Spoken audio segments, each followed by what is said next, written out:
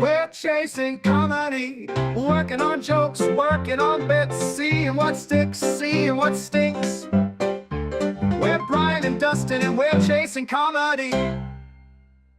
Aruba again, huh? My gosh, you live in Aruba. I live on a ship. I know, right? This is the life. This is the life of the comedians. How often do you go to Aruba? A lot. I don't know what the story is. I mean, it's like we've been here. I don't know how many times. That's great. Or like, yeah.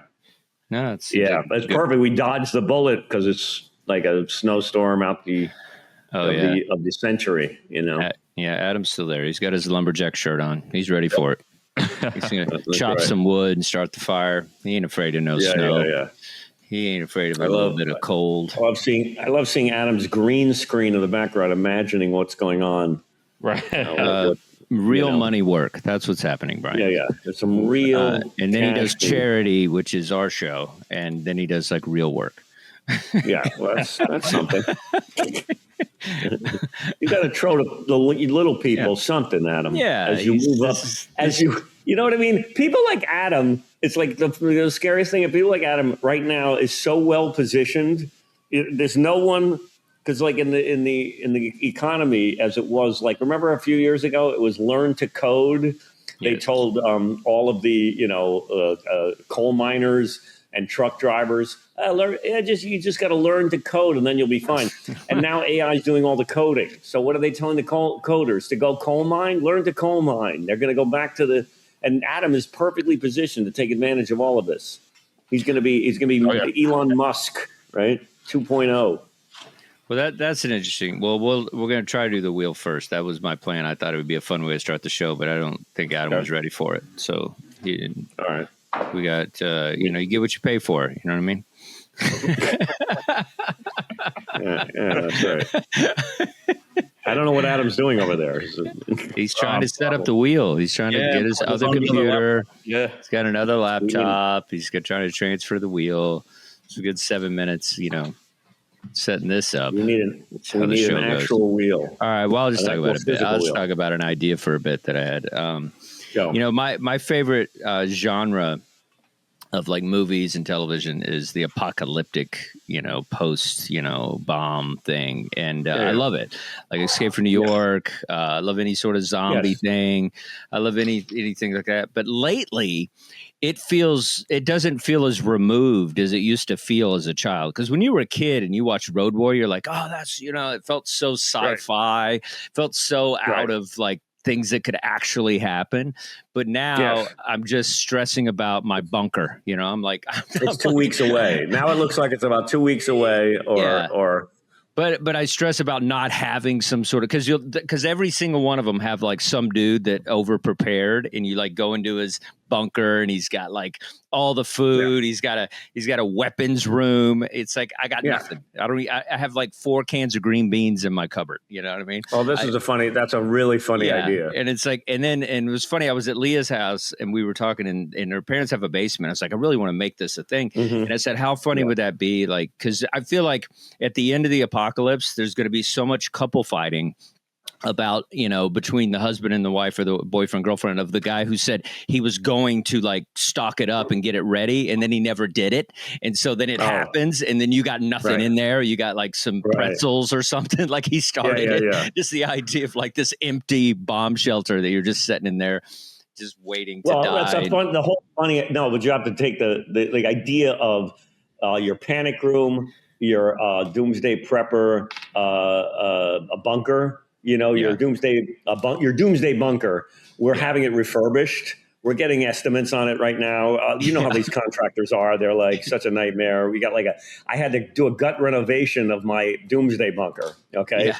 And, doomsday bunker. That's great. A nice couch. We went on Wayfair. They've got a doomsday collection now, at IKEA. It's just something really turn the most horrible thing into something like very basic, like where everyone's doing it, right? Like, and then it's like getting a pool, and then the guy next door has to get a pool that's bigger than yours. Like the guy next door, I went in my friend Eddie, my neighbor Eddie, I went into his doomsday bunker, and I swear the TV and everything, now I got to up my game. It's like, is it a man cave or is it a doomsday bunker? Like, which is it? Like, this is amazing. Well, man cave is something that is it a man cave? Is it a doomsday bunker? I mean, this is really, it's got a pool table in there. Like, come on. Right. Do I want to spend the rest? Yeah. Well, I think that's another section of it. I think the first section is just not having anything and just being like, the anxiety of having 4 cans of green beans and like, and also your girlfriend is nagging you.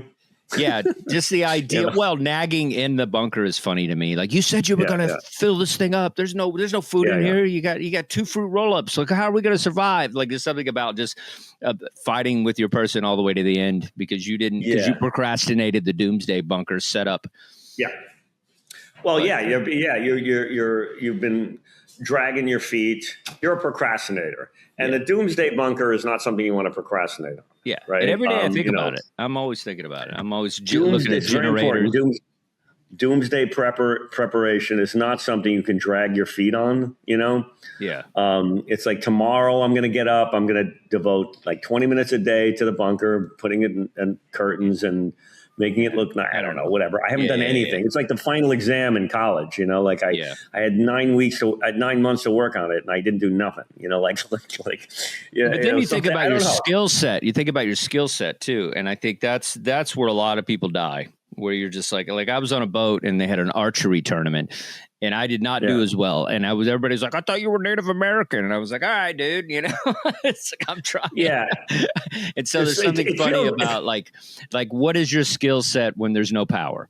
Like, what is your skill set? Like, what are you going to be able to bring to the tribe that adopts you into this apocalyptic world? Are you going to, it's like, that's, are you going to be able to hunt a rabbit? You're going to be able to like fish? Are you going to be able to, there's just something interesting about the actual Gilligan's Island situation where it's like, what do you bring? Are you the professor or you're just basically Gilligan who just fumbles around and messes everything up? Yeah. Are you going to be the professor? Or are you going to be, you don't want to be Gilligan, I mean, I'm a comedian, so I'm the basic comedic relief, and that's all Gilligan was. But you got the skipper who's the brawn of the operation. You got the brains of the operation and who knows what the point. The most useless person on the island is Mrs. Howell, right?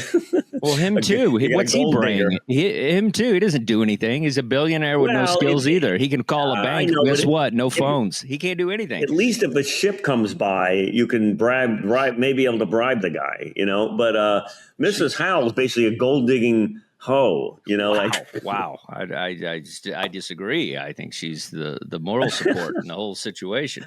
She's a very kind, good woman. I don't know why you're making her a hoe. Well, that's my go-to. And who's to say she didn't make Mr. Howell? Who's to say it's not her money? You know how many of these people's families come off of the wife's money? Come on. Right. You don't know the whole backstory. You don't have the origin story of Mr. and Mrs. Howell to make those kind of accusations. Behind every fictional sitcom millionaire character, there's an actress who played the part of the person who inspired them. Exactly. Right. Mm-hmm. Yeah. Okay. Well. Okay. Well. What do we got here? So we've got.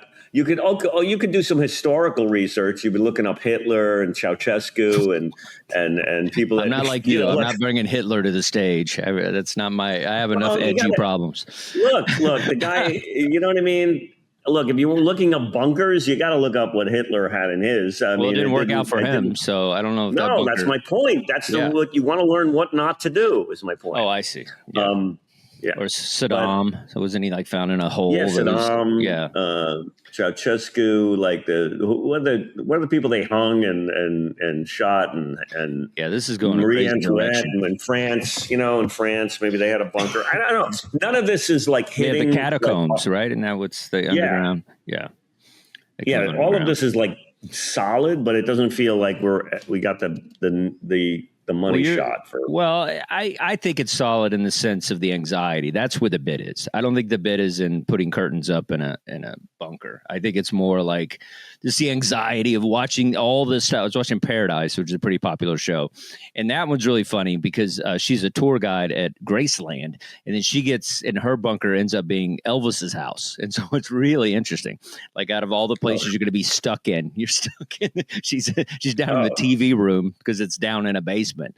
And so she lives in there for 3 years. It's really interesting.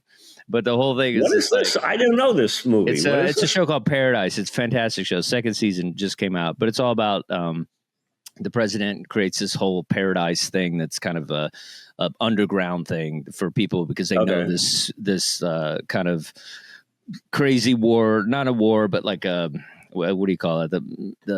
The mountains melted, the caps melting and all that. Basically a green disaster kind of thing.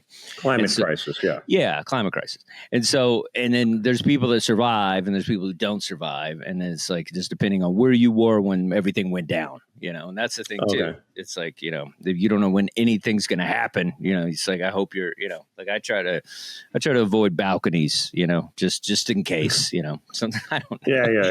Yeah. It's just, but it's just an idea. It wasn't fleshed out. It's just the idea of watching, of just the anxiety. And then Lee and I wanted to, we were talking about doing a short where it's just like a really funny idea of a couple arguing in their empty bunker. And so you were supposed to do it. I ordered Amazon. It was supposed to be here, or whatever. And just that's what just the that's what I was thinking. That it's a decoration thing. It's about reinforcement. It's about which contractor you go with. It's a couple in it. Like you're. Well, it's food and weapons. Food and weapons. But what's your insecurity? Like that you feel bad that you didn't. Like I still don't know what the joke is. Like what's the? I know where you like some angle. Well, the joke is just kind of you just never being prepared for anything. That's really kind of the blanket statement where you just or just the. I'm so far behind on my. Go ahead. You can talk. Go ahead. I'm so far behind on my plan for the apocalypse. I mean, I haven't even picked out. I haven't even done the most basic digging, or I haven't put in the foundation yet. I haven't picked out. Our entertainment center or which way we're going. Me and my girlfriend are fighting over the decor. I'm thinking French provincial. She wants to make something more modern. Like, I don't know. Well, and here's the thing too. The thing too is like I live in an apartment. So this is really a fantasy if anything. So it's like there's no bunker room that's going to happen. And maybe the laundry room is my best bet, and then the idea is like, the idea is her parents live in Maine. And then it's just like, they have all the space for it, but it's like, now we have to get from LA to Maine when everything goes down. And so that seems impossible. So it's like, we got a 4x4 just in case. That's why we got a 4-wheel drive, because we were with the idea, we were at the dealership and we literally were like, well, if something goes down, we should be able to go off road. And so we got a 4x4 off the grid. Yeah. Yeah. I mean, have you guys, and you can ask the audience, are you guys prepared? Yeah. For anybody prepared for the end of the world? For like when the current currency system breaks down. And think about that. This is like real talk. I'm not trying to write a bit, but just think about it. If the power goes down, like what's next? Like, what do you do? It's like all the food spoils. Like, what do you do? It's like, it's just, we're done. The power is the life force. People talk about a higher power. The power is the higher power. If electricity goes out, we're all doomed. It's like, and that could happen so easy. Yeah. They could blow that thing up. The grid. Yeah. Electricity is, I mean, we were these, animals that have gravitated towards this source that we need to survive. That if it goes out, most animals can adapt to whatever situation they're in. I don't think humans can at all, unless you're a redneck in Alabama and you live in the woods, maybe. But that's about it. Well, you can drag in. Might be able to drag something in about the Terminator and the Matrix, and where AI got smart. And then if the AI takes over, what then brings about the final apocalypse. I'm not prepared for this. But I mean, let's hope the Terminator runs on a power situation. Then we're okay. Because if robots, that's the thing about robots. How do you beat robots? Unplug them. All right. Maybe we should ask Carlos MCAI what he says about this. Right. Maybe we should turn to. Is the wheel ready or no? I was just killing time because you seem like you're you weren't ready for the wheel. Yeah, we could do the wheel. Okay, let's do the wheel. Sure. Yeah, maybe the apocalypse is on the wheel. Who knows? It might be. This is all AI generated topics. Let's see what comes up. The wheel of shouldn't it say wheel of premises? Oh, it should be wheel of premises, yeah. Yeah. Oh, time traveler who fixes minor problems. That's so funny because that's precisely what that is almost adjacent to what I wanted to bring in today. Oh, I like it. All right, then you lead. Yeah. What do you got? Well, we actually talked about this because, but okay. So perfect example, and this is actually a bigger question. But like somebody, if you say to anybody, "I don't pay attention to politics," okay, what they say is, what they always say is, "Oh, I suppose, yeah, that's the way people in Nazi Germany felt, and that's what led to that. Like, I suppose if you were in, this is the question. People say, oh, if you were in Nazi Germany, I suppose you were one of those people that didn't want to get involved then either, right? And they go, what would you have done then is the question. And it's like, and so like the person says, I guess you would have said the same thing if you were in Nazi Germany, huh? And then I always want to say, okay, well, speaking as a newly appointed time traveler, okay, let's slow down here, right? Now that I've been appointed a retroactive, the power of time travel, let's just take a moment here. First, before I kill baby Hitler, can I buy some Apple stock? There's something really funny about the idea of being placed in a situation. We did this last week. Yeah, the Apple stock thing. Yeah, and I told you my father-in-law did. I gave you that punch. That was it. Buy Apple stock. Buy Apple stock. Yeah. Okay, so so we already did this. So. Yeah. Okay. So then the thing about, how they talk about Revenge of the Nerds has a problematic date rape scene. Yeah. Did we talk about this too? Yeah. Right. We did. He just died. Damn it. Yeah. Yeah. All right. Cut this. The actor just died. But wait a minute. I took this list of things. I thought this list was new. It was obviously old.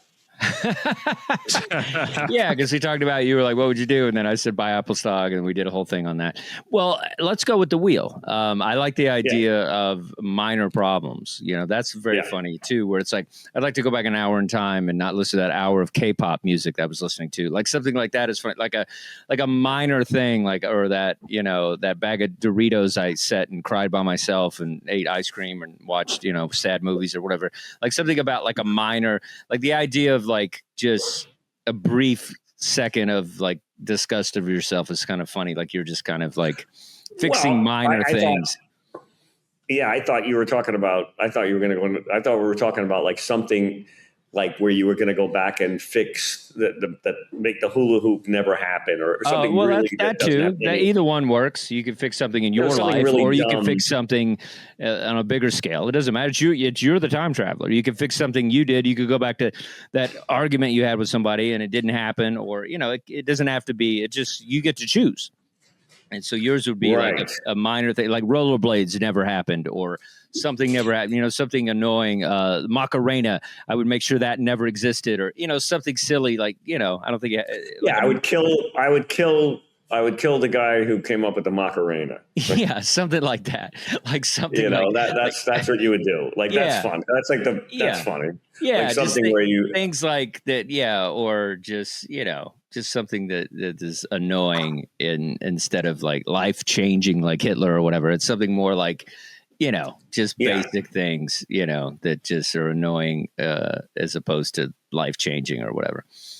Yeah, I'm trying to think of other things like the Macarena that were either, you have to come up with either bad trends or really lame fashion things, but all of these feel kind of hacky. You could go to the NBC executive and be like, don't cancel The Apprentice. I'm telling you, trust me on this. Just keep him in there. That's funny. Don't cancel it. Just keep him going. Yeah. Keep him going. Keep him going. Trust me. Just take my word for it. Okay. Do not cancel The Apprentice. Okay.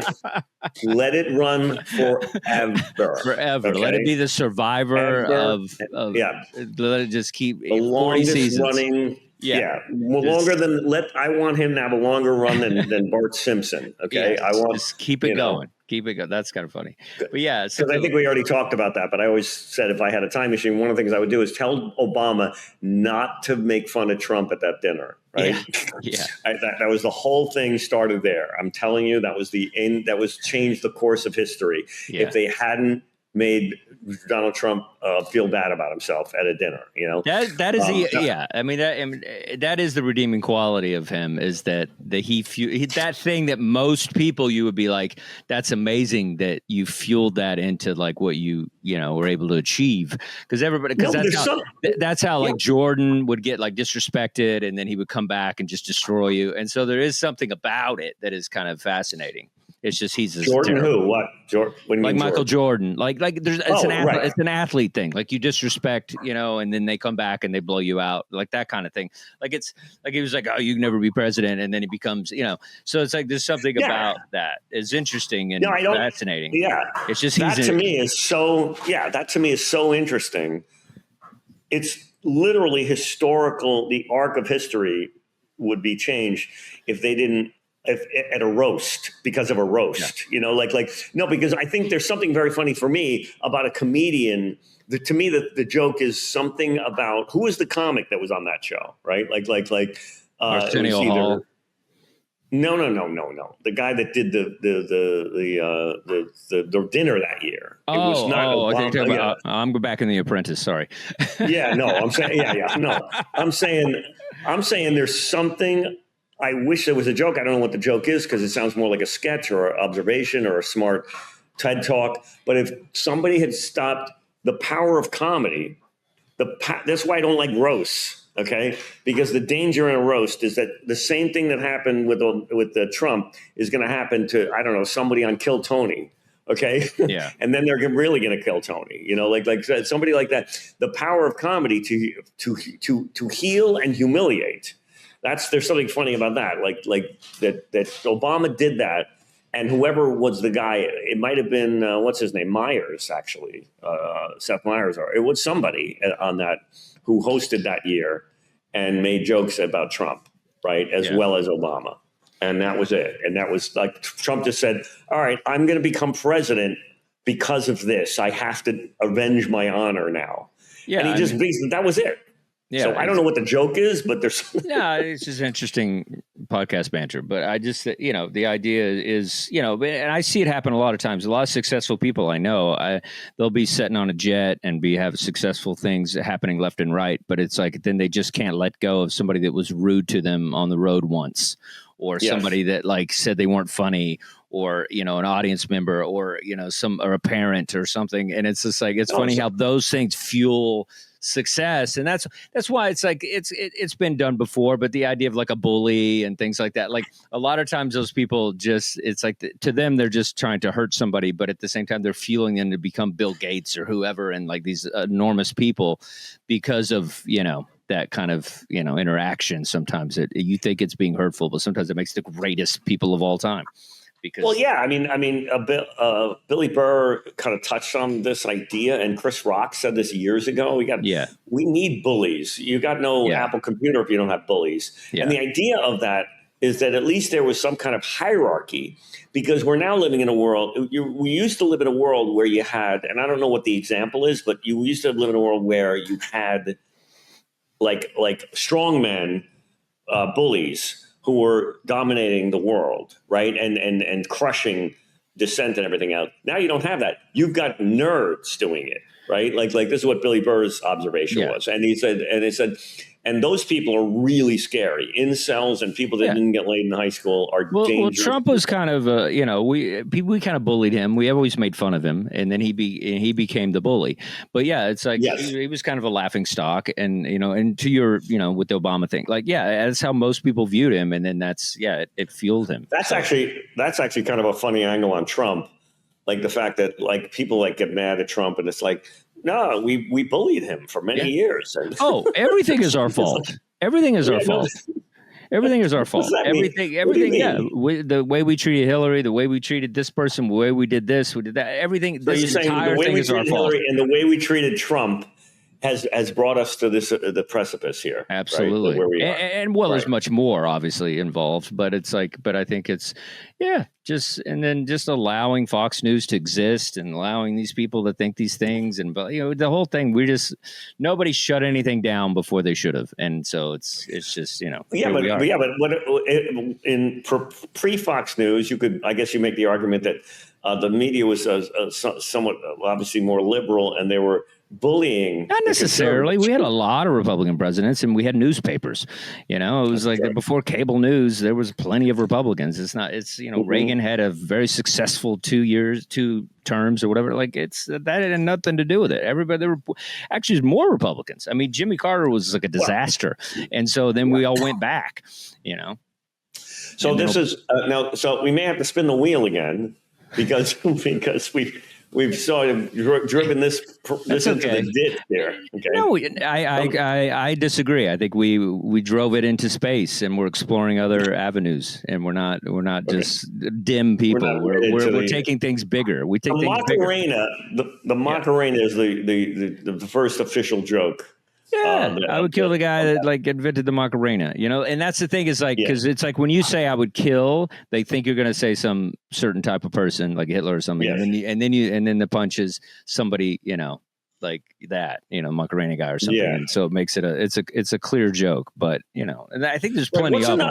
What's a TV show that's really annoying? Or a movie that's really annoying. Something the Kardashians, or something like that. I would make sure. How about a network like the Learning Channel? I would kill the guy, the guy who started the. I would keep the Learning Channel what's for the learning. thing? What's the guy when a guy vasectomy? What's a vasectomy? I would give with the that's Kardashian good. Guy a vasectomy.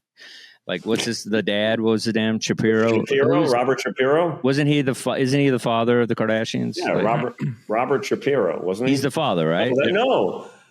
He is. Was it right? Robert Shapiro? Right, was the other guy? Who's the Kardashian dad? I don't think his name's Kardashian, is it? No. You know who I'm talking about, right? Yeah. The dad. He's a famous lawyer. Yeah. No. Wait, it was Robert Kardashian. So it is Rob Kardashian. Oh, okay. Yeah. I get Shapiro mixed up. I would give Robert Kardashian a vasectomy.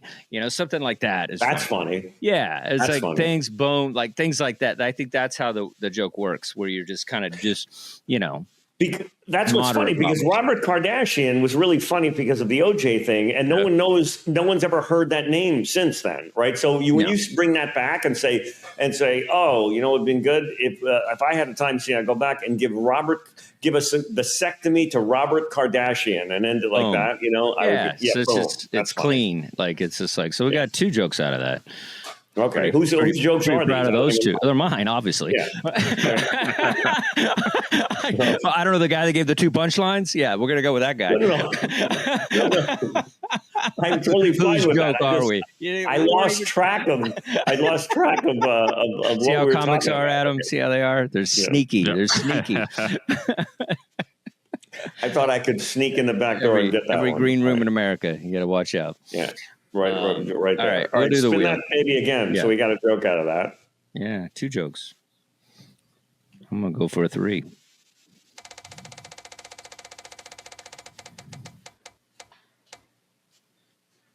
This one's. They hit the same one, so we're gonna have to go with. What's up with this wheel? I don't know. That's all right. Well, right next to it. Are you going to do the Robert Kardashian joke? Absolutely. Okay. So should we go with the one next to it, which is Karen at a Renaissance fair? What is it? So it's a Karen at a Renaissance fair. Oh, a Karen. Karen at a Renaissance fair. Okay, that's a funny idea. Oh, that's funny. She's like, I want to speak to the manager. Actually, there's no manager, but there is a lord. Something like that. Right. There is an emperor lord that you can, you have to talk in that old English language or whatever. But the idea of she wants to speak to the manager, but there's that's kind of funny. Yeah. Well, I'm not finished. No. I know, but I'm saying that you could go 2 ways with this. You could have she's a racist. She's like, there's a black knight or something, and she's upset about it because it's historically inaccurate. Oh, that's funny. Or you could go, it's like, or she's like, I don't think there would, but that sounds awful. Or you go the other way and say there isn't enough representation. How come women aren't knights? Like how come all the women are maidens? Like what? I don't think Karens are feminists, though. My idea of a Karen is not a feminist. They think they are, I guess. Like whatever. I don't know, man. I don't think yeah. they're fighting for women's rights. I think they're fighting for their, just getting somebody in trouble and like just the idea of ridiculous things. And like a black man walking a black man bird watching in Central Park is a threat. Sure. Like that's what a Karen is. Karen's not. Right. Okay. So then what would that be? Something about the horses, something about the knights, the jousting, the Black Knight is a thing, but it's not about the person's color. And so that could be funny. I saw a Black Knight and I got really nervous and like, there's a white dude. It's not, it's, or something. That's kind of funny. The whole idea that, because the Black Knight is like something out of like King Arthur's court. It doesn't even have racial connotations. Yeah. So she could come in and go, excuse me, I saw Black Knight and I'm a little nervous. I mean, this is a proper neighborhood here. If this is a proper neighborhood. You let one Black Knight in, they all come. I know how this works. I'm listening. I saw a Black Knight, and I don't want to say anything. I know you're trying to be politically correct here, but this used to be a decent castle.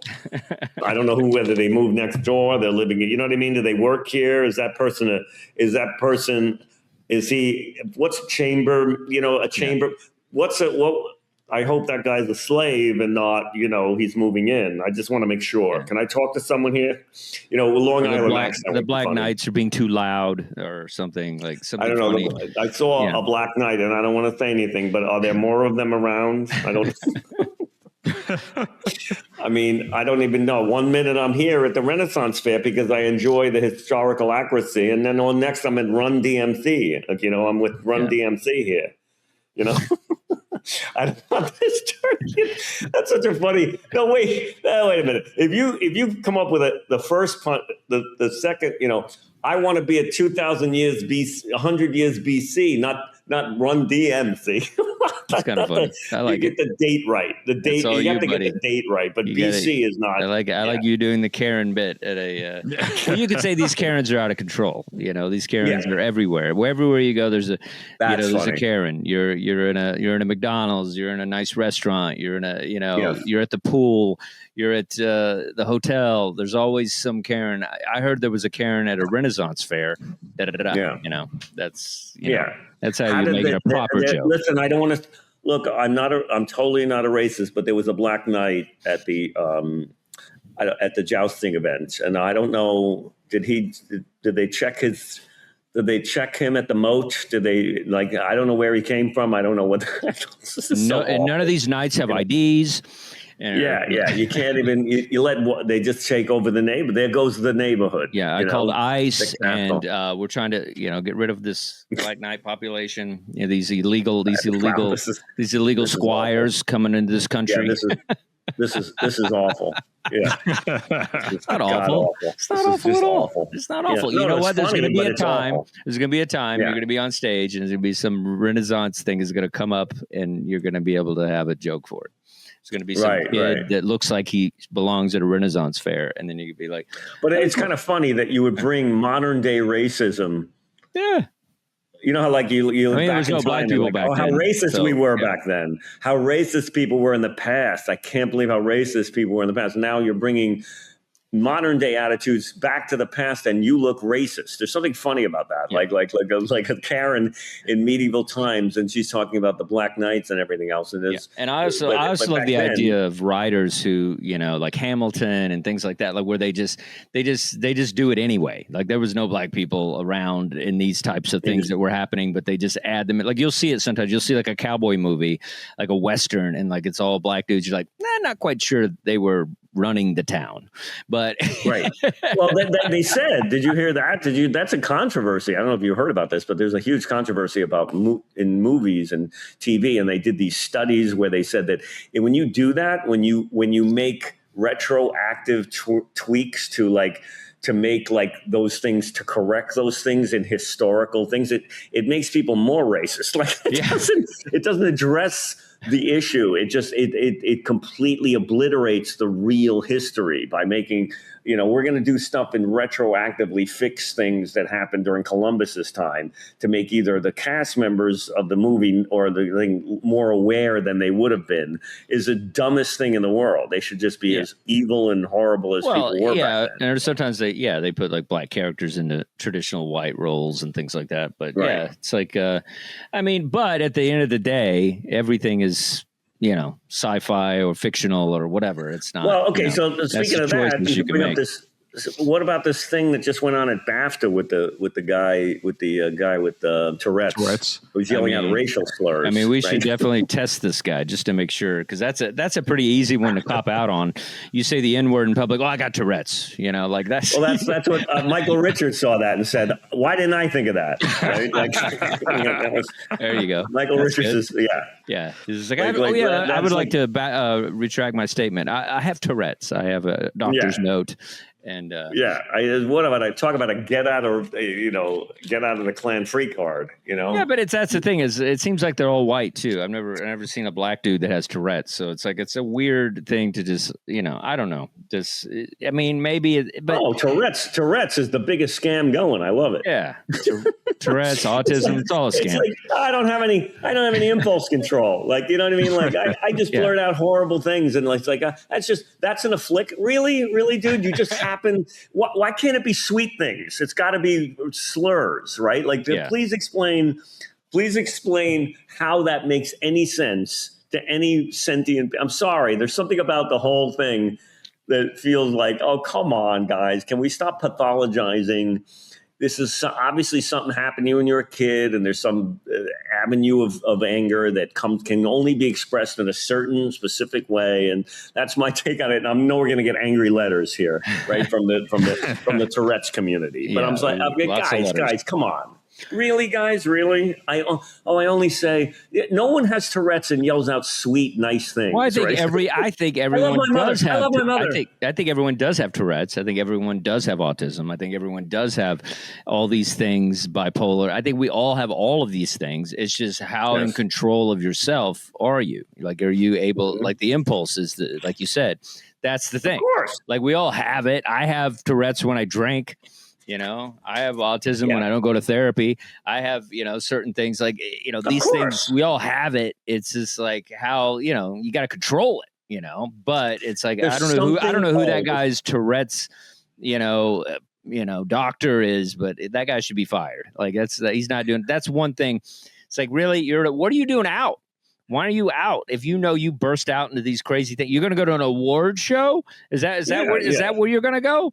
Where there's lots of people? If you have that affliction, you don't go to a Tyler Perry movie. You know what I mean? Like you know what I mean? Like that's. You don't act like that's the first time it's happened. I guarantee you it's happened. You don't want to go. You don't want to go to a Kendrick Lamar concert. Yeah. If that's your affliction, okay, it's perfectly okay for you to stay. I'm sorry. There's something really. I just go, oh, guys, I'm not going down this road. There's something about this that really sends my suspicions up. I'm going, really, you're just, you're. And I'm not saying that the guy's like, oh, I'm going to say racist thing and I want to get away with it. But I think there's something going on there that's really odd. That the guy has this affliction. Did he not know he had that affliction? Is this the first time he's ever said that word? And if it is, that's weird. Okay. And then you have to go to, you have to go to a public event. It's like, wear some duct tape on your mouth. You're going, like, do some prep work. Exactly. Wear a muzzle, buddy. Maybe not send the Tourette's guy to the award ceremony. You know what I mean? Like, well, not everyone has to do everything. Yeah. Like there's something weird about that. Like I'm going to send the guy he's the least appropriate thing. The guy that has blurts out racial slurs. Yeah, let's unleash him at the this woke awards show. It's like that's weird. Anyway, there's something odd about that. It upsets me. I don't like the whole co-opting of afflictions, syndromes, and mental illness to pathologize what is ostensibly. Well, everything has a label. That's the thing, is everything can be like addressed as some sort of condition instead of like, hey, that guy's an a-hole, that guy's a jerk. Like it's like, that's how it used to be. If somebody acted out, they were just banned from acting out, and they were just a person that was out of line. Just say you're a racist. Yeah, whatever happened to just saying you're racist? Yeah, it's worked for Trump. Like, just do it. You can, just whatever. You don't have to hide it anymore. We're in a world now. You don't have to hide it. It's right. You can wear it on your sleeve. Literally on your sleeve. The army of people that are going to be immediately racing to neurologists to be diagnosed with Tourette syndrome in this era is going to be off the charts. Like, there's a sudden surge in Tourette sufferers all over the world. Right? Like most, you know what I mean? That's so Texas, funny. Alabama, Florida. It's skyrocketed. The numbers in Tourette's syndrome diagnosis is skyrocketed, and like that's funny. All these like hateful states. That's very funny. Yes. Between Fox News and Karens. Liberal Karens, there's going to be so many people with Tourette's, right? I was at a Renaissance fair, let me tell you. Hello. I was just at a Renaissance fair. I saw a Karen at a Renaissance fair, and she was out of control. The Tourette's, even back then they had Tourette's, right? Yeah, well, that's what we're gonna call racism in 5 years, just Tourette's instead of being racism. It's just gonna be Tourette's. That guy's a Tourette's. That's going to change that Alex Haley Roots book. It's just it's going to change everything. It's going to change history altogether. You just look at everything's going to be. Well, don't even think that like people are going to try to change slave owners. They're going to be Tourette sufferers. All the slave owners are going to be Tourette sufferers. That's funny. They're going to change the wording. Don't call them slave owners. They're Tourette's syndrome sufferers. That's really fucking funny. That's really funny. There's something funny there. I don't know if any of this is usable for anyone's act because this is kind of more your speed. You can take this one. Yeah.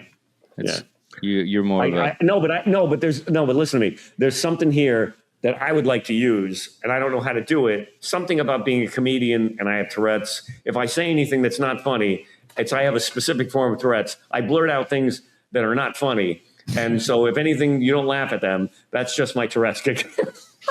Or anything inappropriate or not funny. It's my Tourette's kicking in. I apologize in advance. If you don't laugh at something, if I say something and you go, "That's not funny," I have this affliction.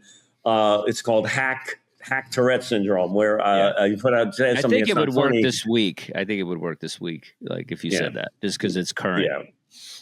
Right. Well, but saying there's something really funny about co-opting a syndrome, and Tourette's is the perfect one. Yeah. But you have to but I have a very unique form of Tourette's that's not about cursing or offensive material. It's about if I'm a comedian and on stage, I occasionally blurt out jokes that no one thinks are funny.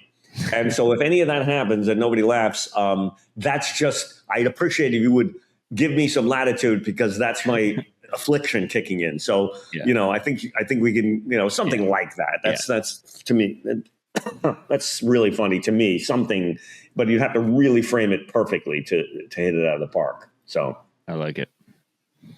Cool, man. All right, what about, what happened in Carlos MCAI? That's at the end. We're gonna work on a bit that we want to work on, and then we'll do that as we close it out. We'll do one of the things we talked about earlier. It'll be. I got one. All right. Is it a new one? This was funny. It's new. It's totally new. Okay. Never before seen. It's my girlfriend Gail had a funny bit because she's trying to sleep. She's having trouble. She has insomnia. Yes. And so we were discussing the really offensive joke that I can't really do, but it would be perfect for somebody else. And I don't know who to give it to, but it's like I'm wishing someone roofied me, right? Like I had if you have so much insomnia, you're trying to, it's a nightmare. I'm just praying to be roofied, what a gift from God it would be if a lacrosse team, if I woke up surrounded by 8 lacrosse players, didn't know where I was would thank you guys. That's the first 9 hours sleep I've gotten, right? There's something really funny and it wouldn't fit into my act, but it's just like, I know some people I could probably give this bit to, but that's such a funny idea. Like, I think a woman saying it is probably funnier than a man saying it, for sure. Obviously, yes. Someone that's a little rough around the edges, they can get away with it, for sure. See, yeah. So I'm telling you, I would be like a Sarah Judy Silverman or something. Yeah. Somebody with an edge and said, like, I would just be, I'd love to be roofied right now. That's how desperate I'm getting, right? For a good night's sleep. If I 9 guys by yourself, I mean, I don't know if you're an insomnia, but it's kind of the idea of you. No, a man, it doesn't fit. It does. Yeah, a man getting roofied definitely soft. No. Okay, well, that was my bit. So, all right. So what else? I have an aggressive dog, and I think the idea is, every time we have 2 dogs. One is really just goes after other dogs and stuff. So when we're walking down the sidewalk, and then people start, coming at us quickly with their dog to do the dog meetup and, hey, how's it going thing, we have to yell, dog's not friendly, not friendly, not friendly. Like we literally have to yell that so people don't approach us. And then I thought it was funny where my girlfriend does that to me when somebody's being rude to me at the airport. Not friendly, not friendly. He's gonna go crazy. I just have the idea of me being that dog because I have aggressive issues, and so does my dog. And so there's something funny about the idea of my girlfriend treating me like the aggressive dog. I just thought it was kind of a cute, kind of funny, The idea. Oh well, okay. Then you have to. I think that's like, not friendly. Not friendly. Because I almost go to airport jail every time I'm flying, and there's always somebody that just makes me crazy. And so I don't know. The idea of the airport was funny to me, just because that's where I get most of my aggression. But not friendly. It could be at parties, or I don't know. Just think I'm not very social sometimes. I don't know. Just the idea of the not friendly. They're saying it about me is very funny to me. A dog not friendly, so we just say blurt it out, and then it's me saying not friendly. I'm coming up blank here. That's fine. No, it's fine. It kind of works as is, maybe it's like, I think the idea of it, like it is, could probably work. I haven't done it yet, but I think just the idea of my girlfriend does that to me at the airport. Not friendly, something just kind of, because every woman knows that, because I think behind every great man, there's a woman going, it's not worth it. No, just like stop, like you're going to wind up on a flight list, like, what are you doing? Like, a no-fly list or whatever. Well, the idea that women, if it wasn't for women, like I went to an all-guy Catholic high school, and there was no women to modify male behavior, and that's a nightmare. It would just be Lord of the Flies. So thank God. That's why prison is men's prison is such a nightmare, because there are no women around. Well, there's one, and there's one, and he doesn't want to be a woman. Yeah. It's not by choice. Yeah, well, they make him. It's not by choice. Yeah. But if the whole thing where you say, there's no women, like she said, not worth. What'd you say? It's not a woman. Behind every man, there's a woman that's saying it's not worth it. Yeah. Which is kind of, I get what you're saying. You'd have to set that up better, but I get the whole point that behind every man, successful man, is a woman or behind every aggressive man, there's a woman saying it's the hand is also the joke, where it's just like, it's not worth being on a no-fly list, not worth being on a no-fly list, not spending a night in the drunk tank, not spending not having to post bail, no need to post, if you don't want to post bail, I don't know, something like that. Yeah. It's kind of a throwaway, but just the idea of it's funny. I could probably just try it out like it is, and then just see where I take it as I'm on stage. Yeah. What's, hold on. I'm looking at my list of things that last week's list. Last week's list. No, I know. I'm terrible.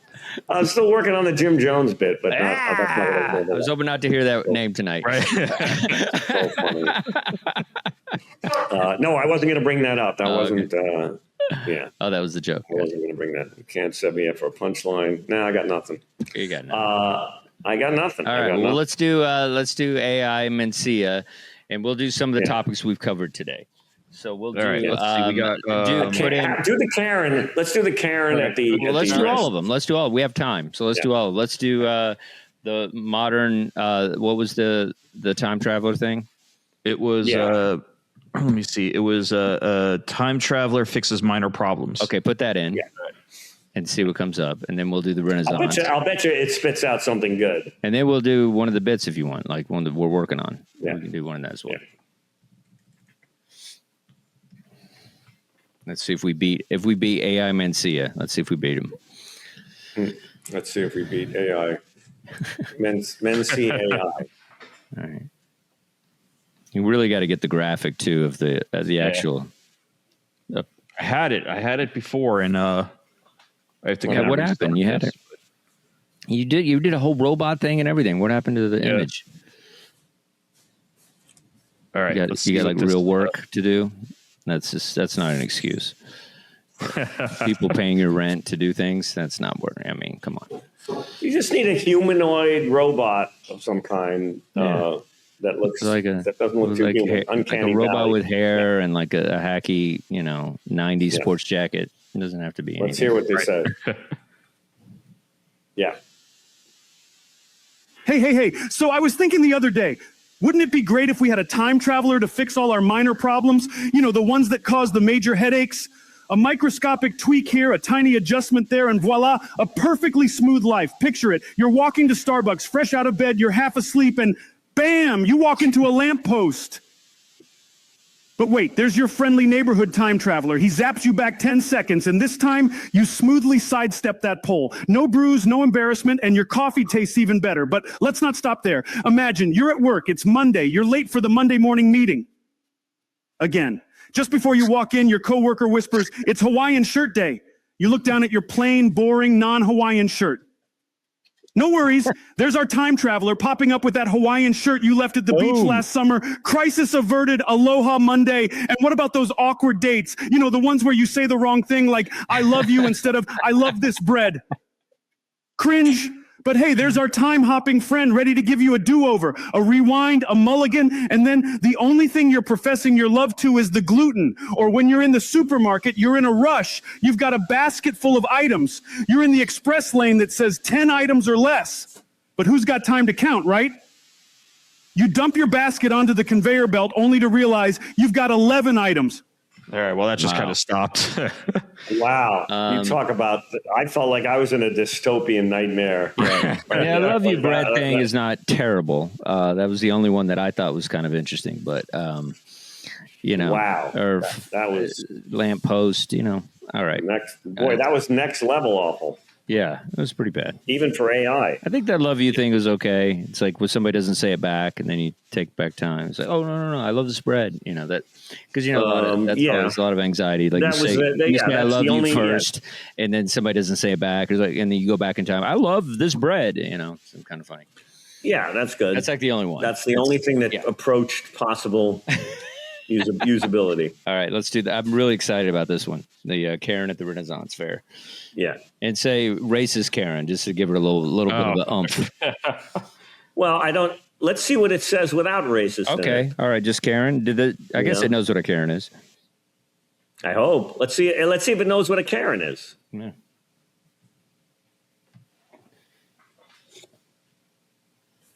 Wow. It's really long. Okay. Yeah. All right. What do you got? For the audio to come up. Oh, okay. All right. Let's hear this. Good evening, everyone. So I was at a Renaissance fair last weekend. Yes, voluntarily. My wife dragged me there. She said it'd be a fun day, a break from the usual. I should have known better. I really should have. Now, if you've never been to a Renaissance fair, it's like going back in time. When men were knights, women were queens, and hygiene was optional. I saw a woman there, a Karen, as the kids call them these days. And this one, she was dressed like she just stepped out of a Shakespeare play. The ones where everyone dies at the end. This wasn't your standard Karen. This was Queen Karen the First. And let me tell you, she was reigning supreme. First, she tried to return a turkey leg because it was undercooked. Now, I don't know if you've ever tried to explain the concept of smoked meat to a Karen in a Renaissance fair, but let me tell you, it's harder than explaining the concept of inside voice to a toddler. Then she demanded a refund for her ticket because she was misled. She claimed that the fare wasn't historically accurate. Well, I'm sorry, Karen. Last time I checked, there was no ye old Starbucks in the 16th century, and I'm pretty sure the plague wasn't gluten-free. But my favorite part, oh, this was a gem. Queen Karen wanted to speak to the manager at a Renaissance fair. Now, I don't know about you, but I'm not sure how you ask for a manager in ye old English. Do you go, hark, fetch me thine overseer forthwith? And who's the manager at a Renaissance fair? It's not bad. There were a couple things in there. That's it? The turkey leg was funny. Turkey leg was the closest thing to a specificity.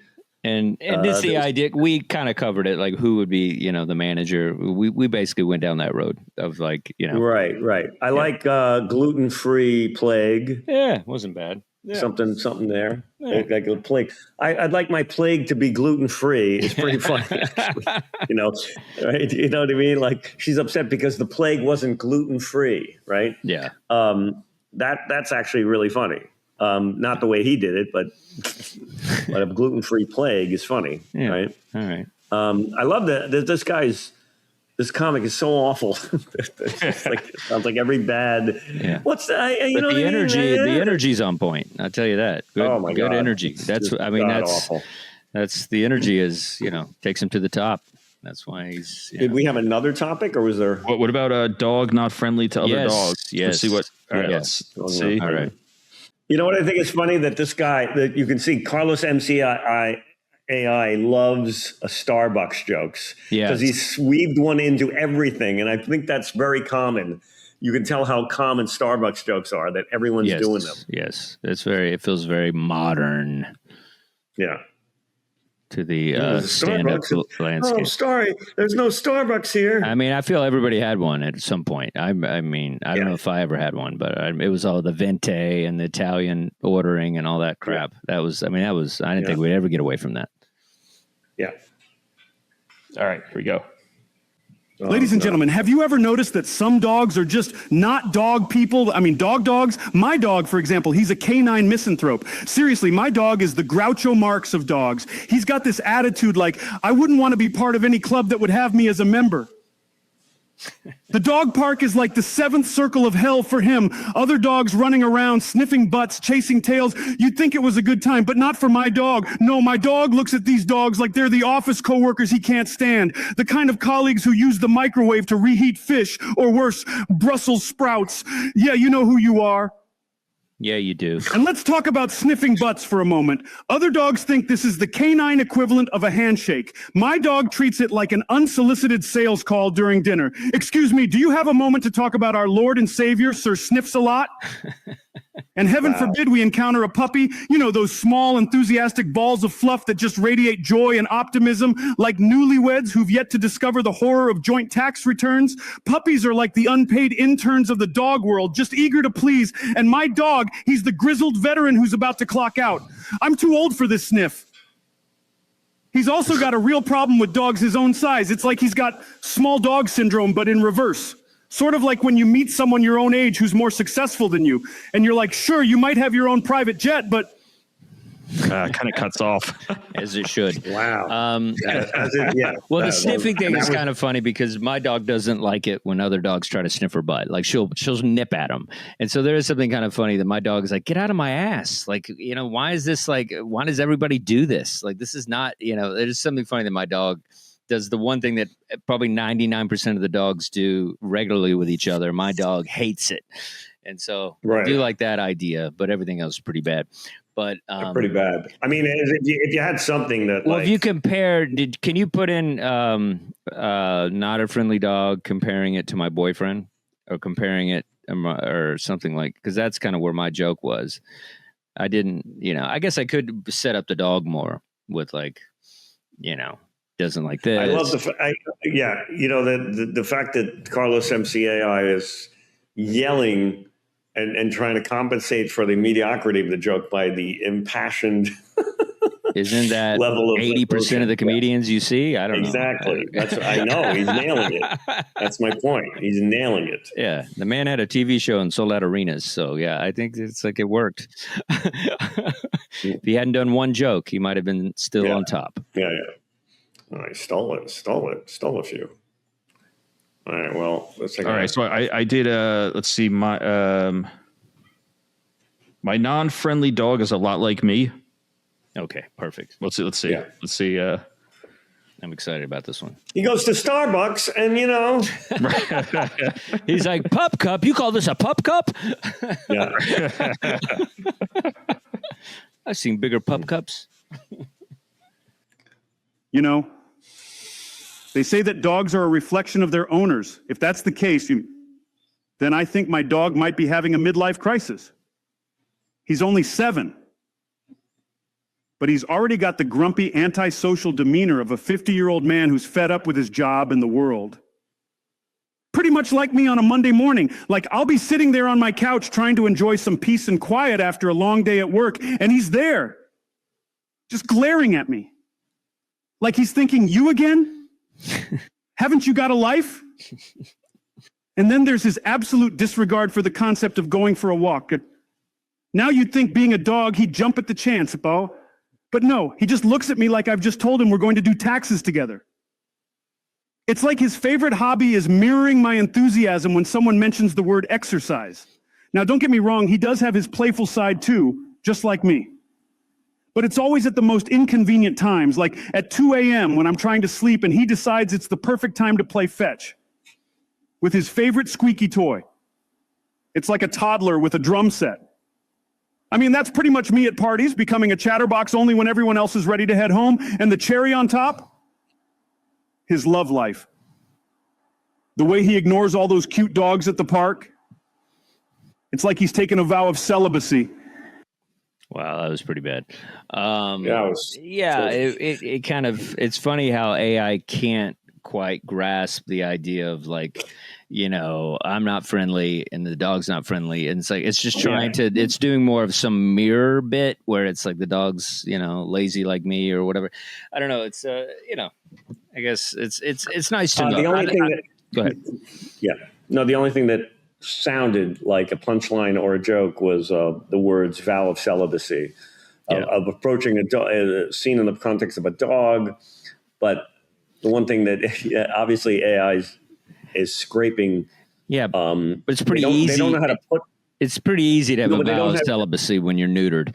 yeah. But the thing is, I like what AI does is they can hear the punchlines that people are doing. Vow of celibacy is funny, and so but they didn't do anything funny with it. But if you know your dog. Like the ass sniffing thing, you know, my dog doesn't sniff ass. He seems to have taken some kind of vow of celibacy, you know, like that, you know, like most dogs jump at the chance to sniff another dog's butt. That's their whole social thing. But my dog is obviously an incel. He's taking a vow of celibacy. Or he's like a Mormon. He's like a, you know, it's like, He's just, you know, he's got an AI dog that I don't even know, or some kind of like robot dog or something like that. He won't even sniff I got him an AI robot dog. He won't even sniff that, you know, like I don't know. He's a prude, you know, that kind of thing is kind of funny. All right, well, that was fun. Well, that's I felt like we had it was an introspective show. Exactly. It was very introspective. I feel like we kind of went. What have we learned here? What were the jokes that might have a chance? We should always do a wrap up of like what jokes might actually end up getting in someone's act. There was something about Tourette's. I don't know for me. Vasectomy for, you know, Kardashian, Macarena killed the Macarena guy. Those are pretty solid. Yes, a Kardashian vasectomy is like I have a vasectomy lined up for the patriarch of the Kardashians. You know, I've got my time machine revved up, and I have a vasectomy. A doctor who does vasectomy booked for the patriarch. What is it, doyen? What's the word for the father of the lineage? It's the patriarch. Or the patriarch of the Kardashian lineage, or you know, something like that. Yeah, that's good. All right. Yay! All right, people. Yay. Follow us. Another one in the books. Well, folks, that's our show. It's time for us to go. Make sure to follow us, give us a like, drop us a comment, and always subscribe. We're chasing comedy on all the socials. We hope you had a gas, had some laughs, and maybe you learn something too. Until next time, we're Brian and Dustin, and we're chasing comedy.